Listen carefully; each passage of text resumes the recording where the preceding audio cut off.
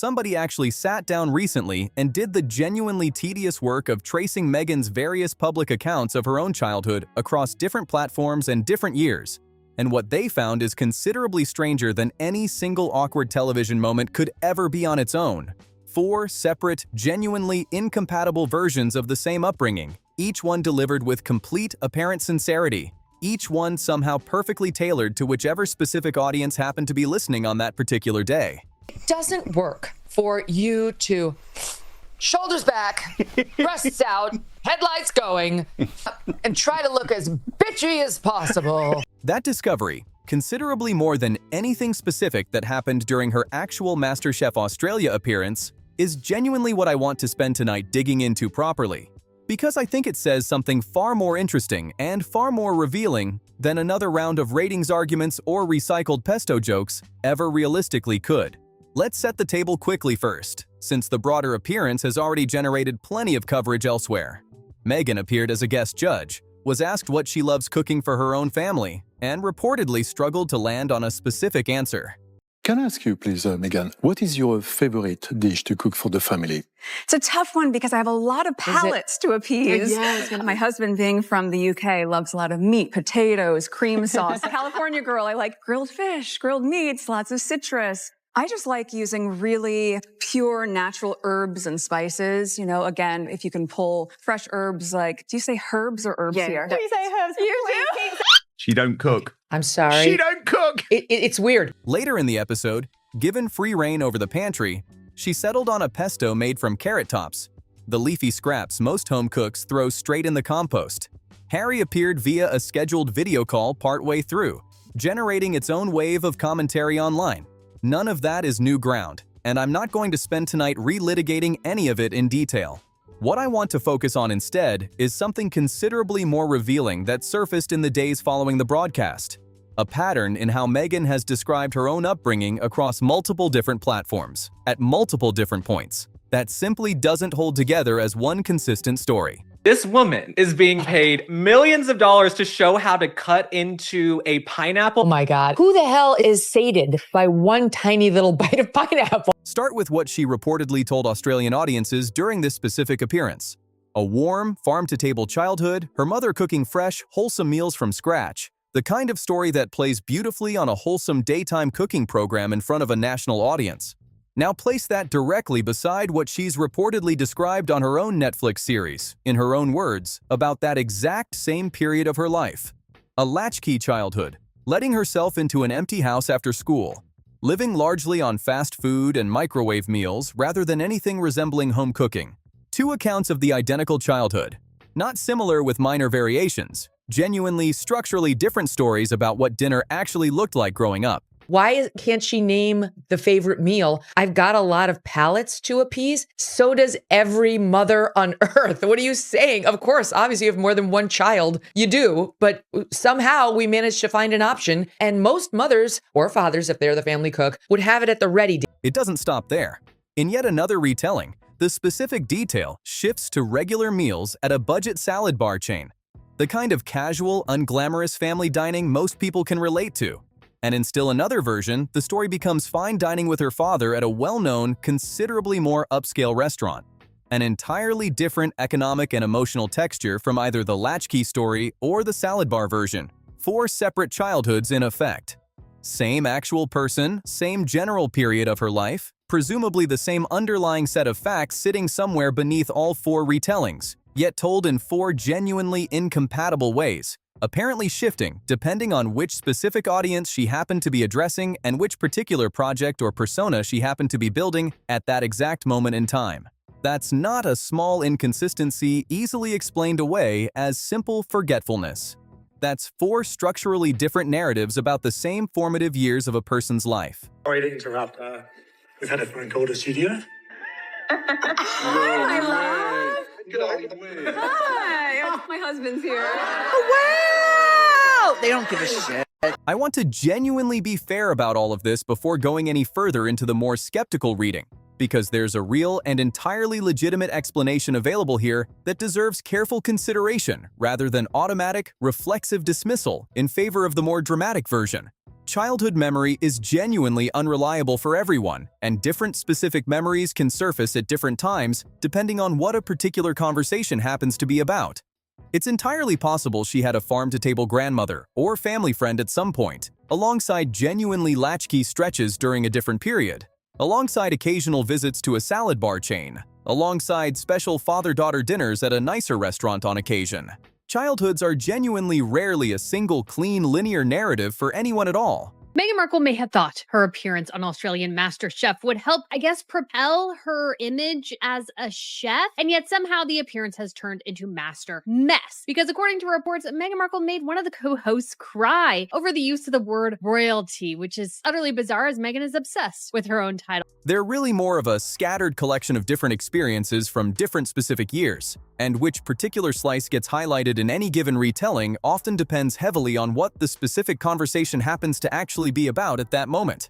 That's genuinely the fairest, most charitable reading realistically available here, and I think it deserves real, honest weight rather than being casually waved away entirely in favor of a considerably more dramatic conclusion that fits a tidier narrative.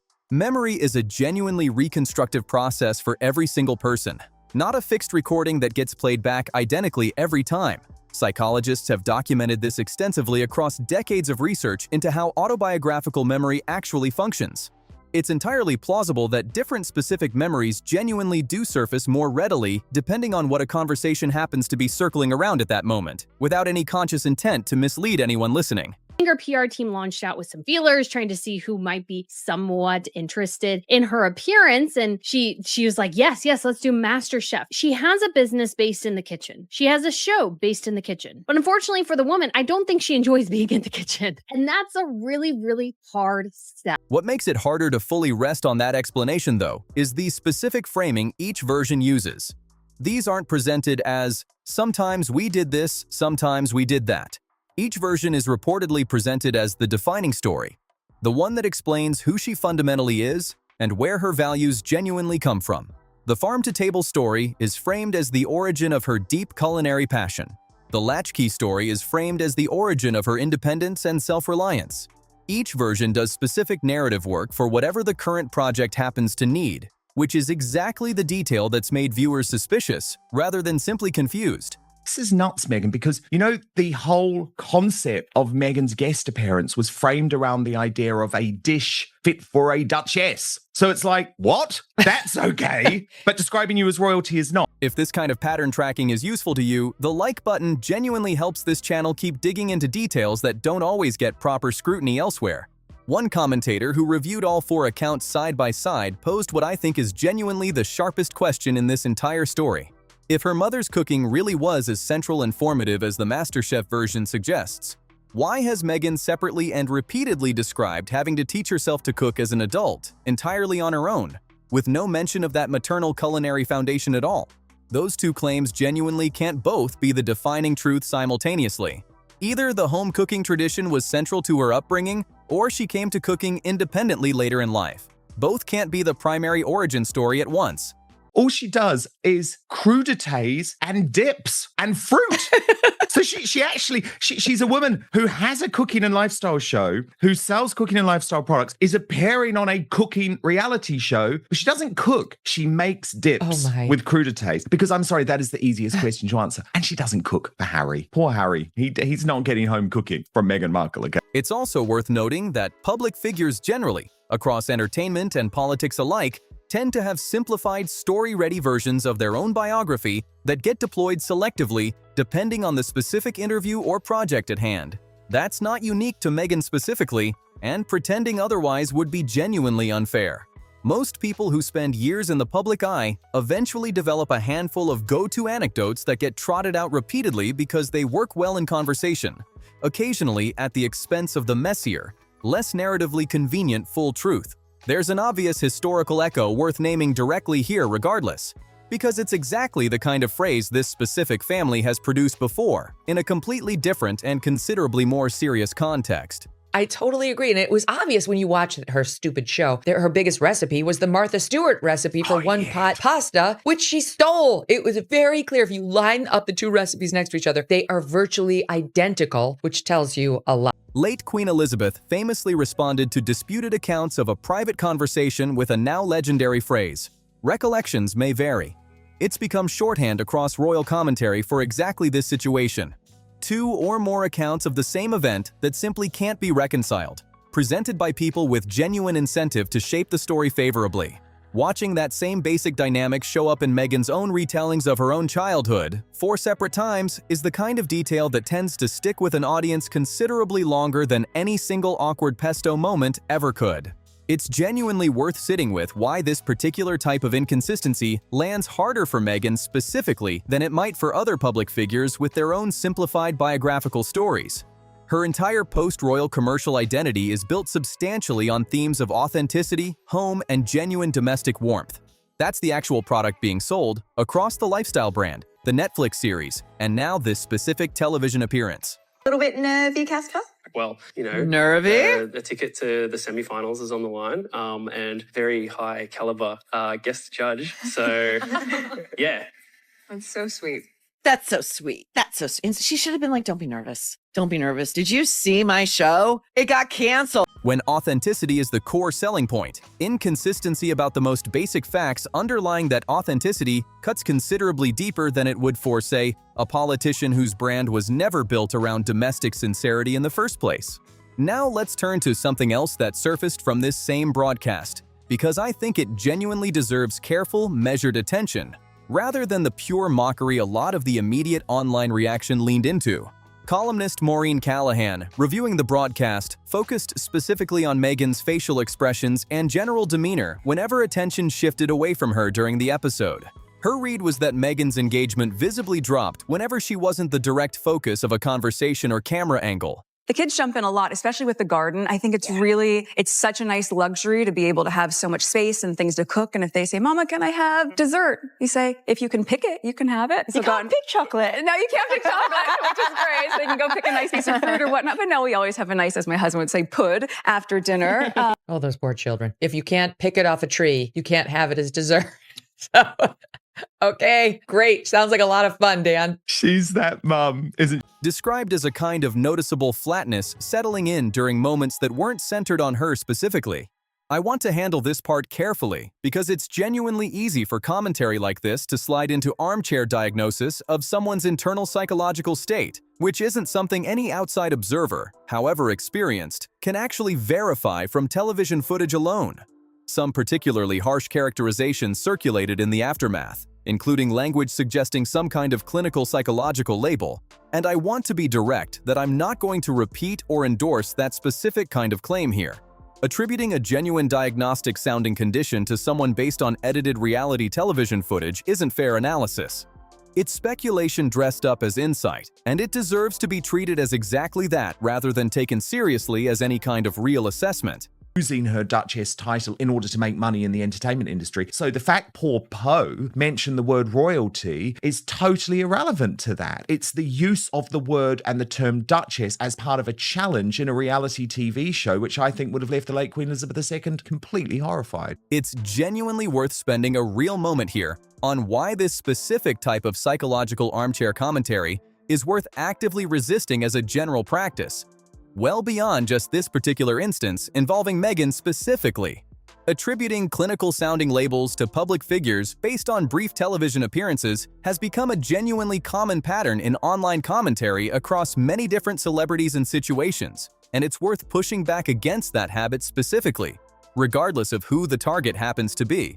Real, legitimate diagnosis requires actual clinical assessment, sustained direct observation over meaningful time, and genuine professional training, none of which exists anywhere in a comment section reacting quickly to edited reality television footage, however supremely confident and authoritative that particular commentary happens to sound on the page. I spent the morning watching that fucking Meghan Markle special, and it sobered me right up. The Duchess of Sussex, Meghan Markle! What's fair to say, based purely and specifically on how viewers reacted to the footage itself, is that a particular visual pattern got noticed repeatedly and independently by multiple different people watching along at home. Online commentary coalesced around calling it something like the Megyn emoji, describing a specific closed eyes, slightly open mouth expression that recurred often enough across the episode that people started screenshotting and comparing instances of it. Whether that pattern reflects genuine discomfort, simple camera awkwardness, ordinary reality television self-consciousness, or something else entirely, is genuinely not something anyone watching from home can actually determine with confidence. People do all kinds of things with their faces on camera that don't necessarily reflect anything deeper than momentary self-awareness in an unfamiliar setting. There's a specific and genuinely notable comparison worth mentioning too, involving co-host Poh Ling Yeow specifically, who by every available account brought her usual warm, high-energy, genuinely beloved presence to this particular episode, the same way she has across her many years connected to the show. And it's just pretty disgusting. And I think, again, proves who Meghan Markle really is. She's just shallow, vain, and vapid. It's all about the Instagram clicks, all about the follows for her. She cares nothing really for her husband, his trauma, the death of his mother, anything like that, or even her own children. They are all there for her personal exploitation for money. Viewers reportedly noticed that energy seemed to visibly diminish over the course of filming whenever it was directed specifically toward Meghan, described by some as Poh appearing progressively more drained as the episode went on. That's a genuinely interesting and repeatedly observed pattern worth including here for completeness. Though again, I genuinely encourage some real caution about assuming we can definitively know the actual cause behind that dynamic, rather than simply and honestly noting that a meaningful number of separate viewers independently picked up on and commented about the same specific thing while watching. Now, a smaller detail worth mentioning, mostly because it's the kind of thing that tends to compound rather than exist in isolation. Meghan reportedly wore all black for the entire appearance, a notably somber choice for what's otherwise a bright, colorful daytime program built around warmth and celebration. Combined with the facial expression commentary, it contributed to a broader online read of the appearance as somehow mismatched with the tone of everything happening around her. I also want to touch on something involving her acting background specifically, because I think it's a genuinely interesting angle, rather than just another criticism to pile on.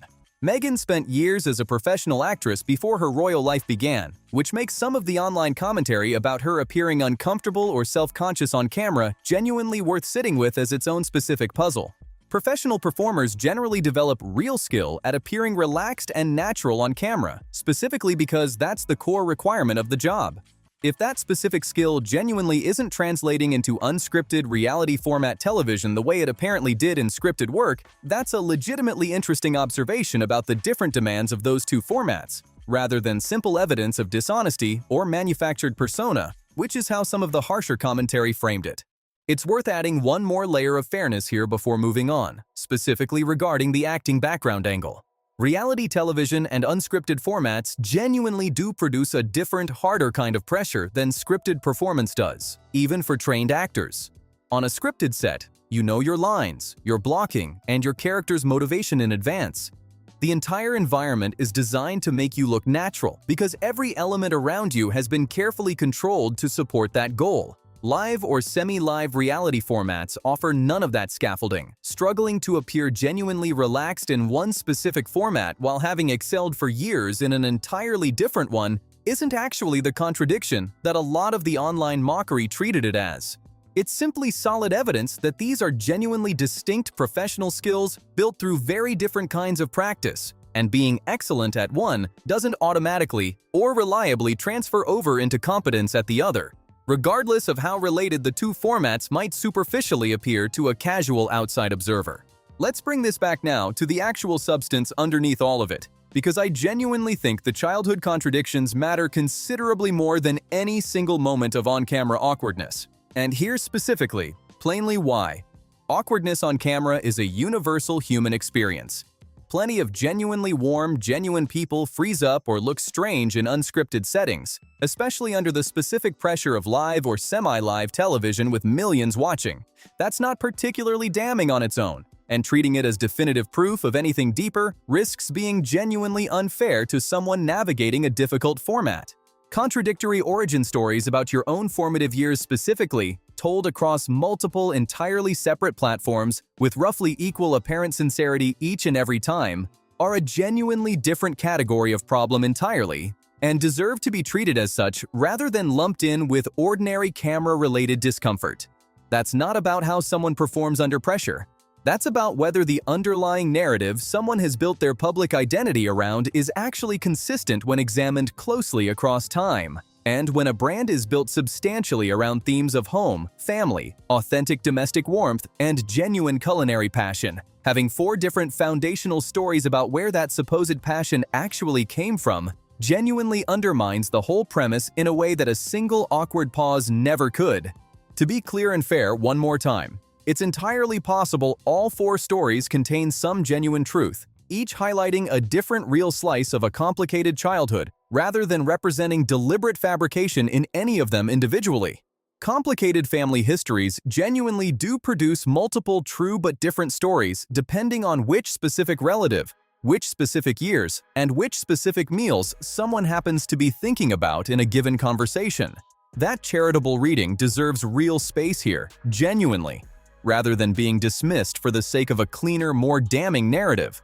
What's harder to explain away charitably is the pattern of each version being presented as the defining explanation for a specific persona being marketed at that exact moment. The MasterChef version explaining her food credibility, specifically when she needed food credibility. The latchkey version explaining her independence, specifically when independence was the theme being promoted. That specific pattern, more than the individual stories themselves, is what's generating genuine skepticism rather than simple confusion about imperfect memory. So where does this actually leave the broader picture once we set aside everything that's already been thoroughly covered elsewhere across previous coverage of this same appearance? The pesto choice, the video call moment, the disputed word choices in her introduction, all of that has been examined extensively in other places, and I genuinely don't think repeating those specific details again in fresh detail adds meaningfully to what's already well established and well documented at this point. What I think this specific week actually revealed, underneath all of the more surface-level mockery, is a genuine tension between a carefully constructed public narrative and the messier, more inconsistent reality that surfaces whenever that narrative gets examined closely across multiple sources over time. That's a considerably more substantive problem for a brand built on authenticity than any single cringeworthy television moment could ever be on its own. Whether that particular tension actually reflects deliberate, calculated reshaping of the truth for commercial purposes, or simply the ordinary, entirely human tendency to tell somewhat different versions of our own complicated personal histories depending on the specific room we happen to be standing in that day, is genuinely something reasonable. Thoughtful people can disagree about without either side being obviously and completely wrong. My own honest lean, for whatever it's genuinely worth, is that this probably involves some combination of both explanations operating simultaneously. Genuine memory doing what memory naturally does across different retellings over time, layered with a real, perhaps not even fully conscious awareness of which particular version tends to play best to which specific audience in any given moment. But I genuinely think the fair and honest reading here requires holding both of those possibilities in mind simultaneously, rather than fully committing to either the most cynical, calculated interpretation available, or the most gentle, entirely charitable one. Because the actual truth of most complicated human situations tends to sit somewhere in that uncomfortable middle ground, rather than at either clean extreme. And pretending otherwise for the sake of a tidier story does a disservice to how these things actually work in practice. What do you genuinely think, having heard all 4 versions laid out side by side? Do these different childhood stories read to you as ordinary, entirely forgivable human inconsistency across different contexts and different conversations? Or does the overall pattern feel considerably more deliberately shaped and strategically selected than simple imperfect memory would typically produce on its own? And separately, genuinely setting aside the harsher, less careful personal commentary that circulated around this appearance entirely, do you think the specific facial expression pattern so many viewers independently picked up on says anything meaningfully real about the moment? Or is that simply what unscripted, unfamiliar television formats tend to do to almost anyone who isn't accustomed to working within them, regardless of their actual background or level of experience elsewhere? Let me know your genuinely honest take on all of this down in the comments below. I'm genuinely curious whether people watching tonight land in roughly the same place I did or somewhere entirely different. Because I think this is one of those stories where thoughtful people can reasonably disagree depending on how much weight they give to charitable versus skeptical readings of the same underlying facts. And if you appreciate breakdowns like this one that actually try to hold multiple honest possibilities in view simultaneously, rather than simply committing to whichever side generates more clicks, go ahead and subscribe to Palace Insider right now so you catch the next one the moment it drops.